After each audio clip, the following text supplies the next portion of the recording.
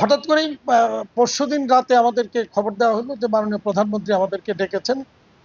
কালকে 2:30টার দিকে আমাদের যেতে বললেন। আমরা গেলাম এবং প্রধানমন্ত্রীর সাথে আমরা খুব আন্তরিকতার মধ্য দিয়ে সৌহার্দ্যপূর্ণ পরিবেশে কথা বললাম এবং ওনার আন্তরিকতা দেখে বিশেষ করে উনি আমাদের কাছ থেকে জানতে চাইলেন আমাদের সমস্যা কি কি ফেস করছে, এগুলি সমাধান কি, কিভাবে করতে চাচ্ছে। তো আমি মূলত প্রথমে ওনাকে ধন্যবাদ জানালাম যে উনি দায়িত্ব নেওয়ার পরদিনই এলডিসি গ্রাজুয়েশন স্থগিত করার জন্য চিঠি পাঠিয়েছেন।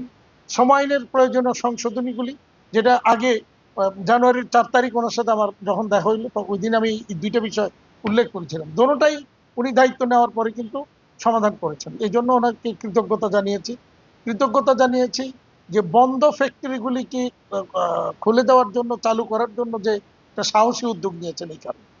পাশাপাশি আমি বললাম যে বন্ধ ফ্যাক্টরি খুলবেন, কিন্তু চলমান ফ্যাক্টরিগুলি যে বন্ধ হয়ে যাচ্ছে সেটারও একটা দেখার কিন্তু কেউ নাই। সেই জায়গাটা তো কিন্তু উদ্যোগ দরকার, পলিসিগত সাপোর্ট দরকার এবং ব্যাংকগুলির চরম অসহযোগিতার কারণে, ব্যাংকগুলির মানে বিভ্রান্তিমূলক নানা রকমের পদক্ষেপের কারণে এই চলমান ফ্যাক্টরিগুলি কিন্তু বন্ধ হয়ে যাচ্ছে, অর্থাৎ এই ফ্যাক্টরিগুলিকে গলা টিপে হত্যা করা হচ্ছে। তো এই ব্যাপারে প্রয়োজনীয় পদক্ষেপ নেওয়া দরকার। উনি সেটাও রেসপন্স করেছেন খুব নাইসলি এবং বলেছেন এই ব্যাপারে প্রয়োজনীয় কি কি পলিসি সাপোর্ট দরকার, কোথায় দরকার, লিখিতভাবে ওনাকে দেওয়ার জন্য বলেছেন।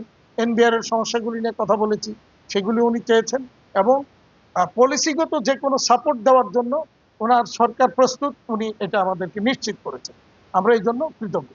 তো পাশাপাশি আমরা বলেছি যে উনি আবার আমাদেরকে বলেছেন প্রোডাক্ট ডাইভার্সিফিকেশনের কথা বলেছেন, আমাদেরকে বলেছেন সিল্ক ইন্ডাস্ট্রিগুলি, সিল্কটাকে আবারও একটা ভালো জায়গায় জাগিয়ে তোলার জন্য এবং রাজশাহীর যে সিল্ক ইন্ডাস্ট্রির যে সরকারি যে প্রতিষ্ঠানগুলি রয়েছে এগুলিকে আমরা যদি নিতে চাই তাহলে ব্যক্তি উদ্যোগে দিয়ে দেওয়ার উনি ব্যবস্থা করবেন।